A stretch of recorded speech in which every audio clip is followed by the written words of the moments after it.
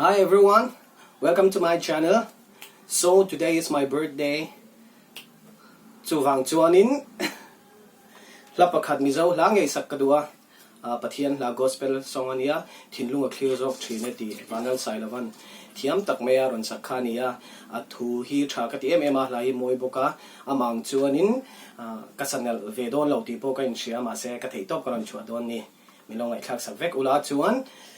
kasai milo thlir satu te le milo subscribe satu te zong zong chunga lom thu ka soya chuan la subscribe lo te po milo subscribe saka milo like and share vek turin karon ngen bok chau ni. Here we go.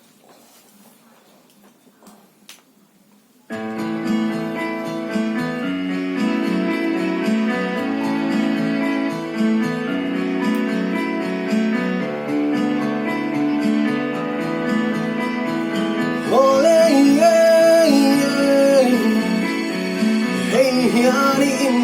emem ole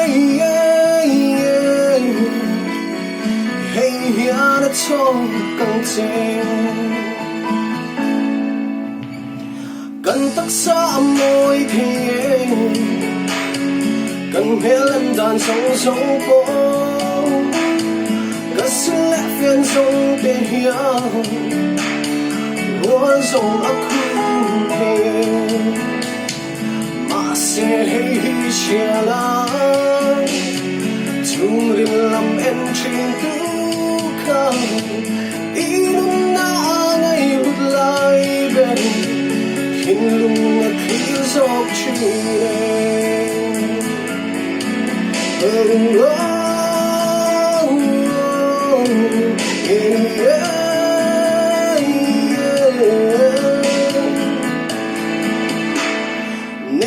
sung le pai sung a wal po kan po hello thei ma se hey hi dong te I kharawa hong sa hey siala chung lam en trin tu ka inong na ai lut lai ben Thinlung a thlir zawk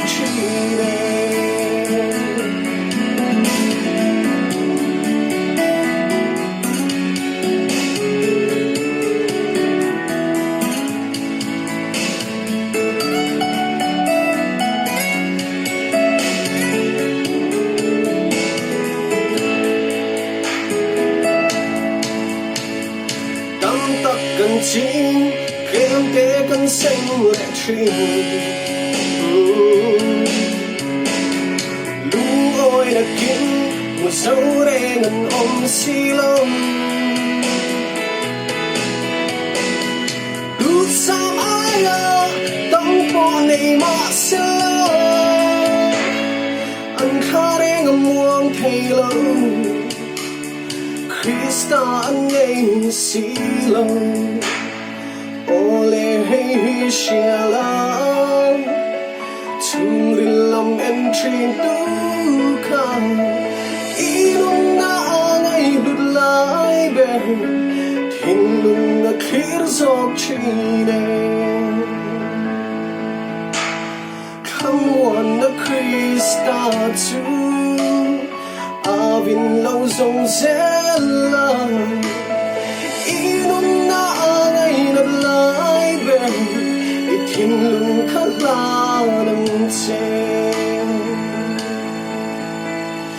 Thinlung kha lan ro le